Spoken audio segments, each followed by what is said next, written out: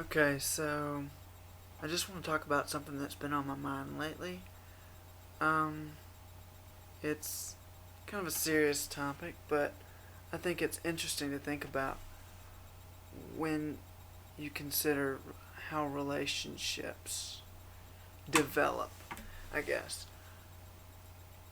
If you think about back in the old times when there weren't cell phones or internet, Facebook, 20 years ago, 30, 40, 50 years ago, relationships started and they developed slowly, and you saw your girlfriend or you saw your boyfriend you know every 3 or 4 days, maybe once a week, twice a week, at on the weekends, you know and you you called them maybe every night, maybe not, probably not, but maybe. um, but you certainly weren't in contact with them 24/7 like we are now. All I need is this. I get a text every so often, and I think that's a big deal. That's a pretty big problem, actually, when you think about it. You think about those relationships in the past, how slowly they began, how chemically responsive people were in the moment, being with that one person, and how it's just the chemistry is so perfect when you take it slow and you do things right. But I think text messaging, Facebook, all this technology, it's been regurgitated, it's been said, I'm saying things worse and things that have been said before, But I think relationships are being sped up, not just ruined, not just changing it, but I think the whole process itself has been sped up. It's being, you know, I've played this game before with text messaging. Hey, ask me a question. I'm sure you've done it too.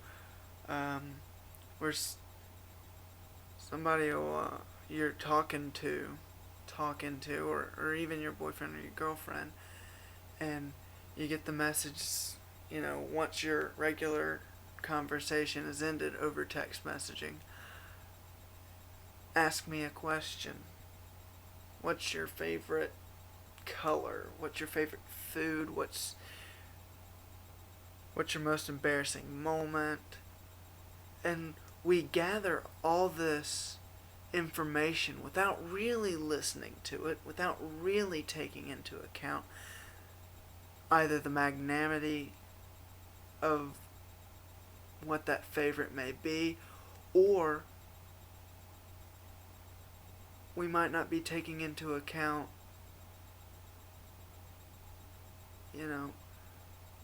how this person is responding to the question, like you might by finding it out on your own with that person. I know a lot on paper about people, but I don't necessarily know all the things I needed to know. I know her favorite flower is the iris. I know who her best friends are. I know that she likes Indiana Jones, and I know all these things, but to me they're not important to her. Even if she tells me, I don't understand how important they may or may not be. And I still don't, and I won't know. But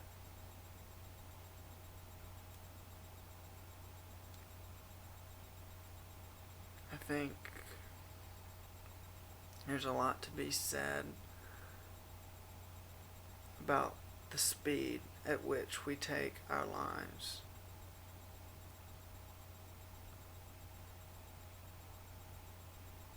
And knowing a lot about somebody doesn't mean you know somebody. And, you know, I know a lot about somebody, but I have no clue who they really are.